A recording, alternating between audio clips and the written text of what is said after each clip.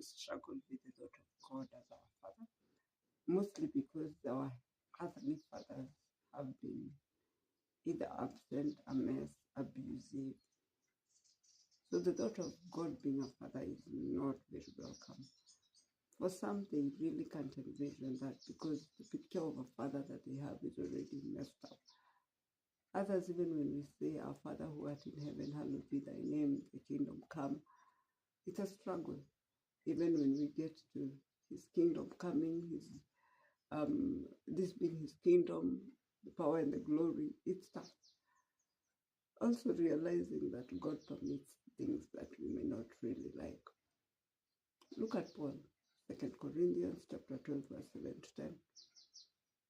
There was a thorn permitted, and it was to keep him humble because of the great things he was seeing. And it was really uncomfortable, whatever that thorn was, seriously, because he prayed thrice that the Lord may take it away. And the Lord said to him, My grace is sufficient for you. So there are those of us who expect God to turn things around, and when he doesn't, instead of being contented and trusting God, we just get annoyed, get furious, get disappointed. We don't want to trust the Lord again because we know he could have changed it, yet he chose not to. Whichever way, we remain in his hands. And he wounds and he heals. He kills, he gives life. That is Deuteronomy chapter 32, verse 39. And there's something close to that in Job chapter 5, verse 18. The Lord will still have his way. So don't fight him. Trust that his grace is sufficient. Trust that though he may not be working it out the way you want, he will still be a better father than the earthly fathers ever could be.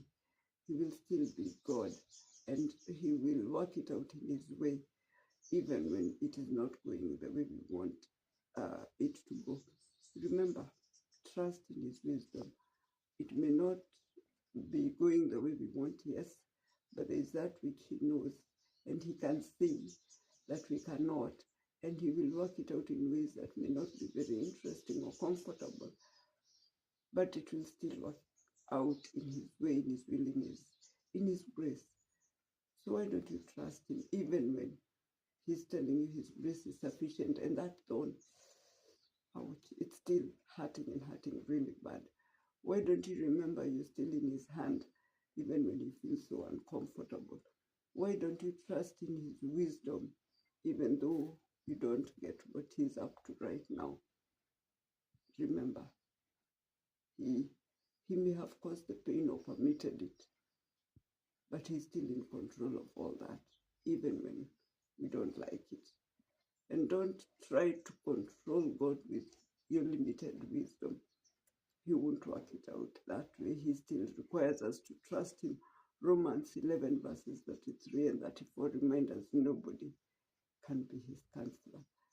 And he will still do with the clay what he wants, since he is the potter. And that is reflected even in Romans 9:19 to 21. He will still make a vessel out of you and me. Remember, God remains God.